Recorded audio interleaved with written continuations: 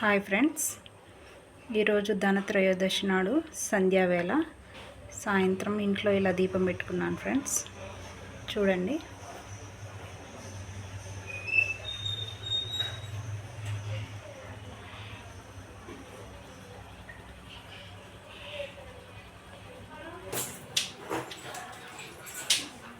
మా ఇంట్లో వెంకటేశ్వర స్వామి,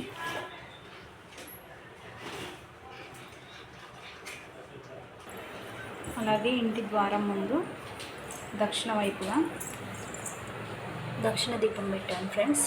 చూడండి,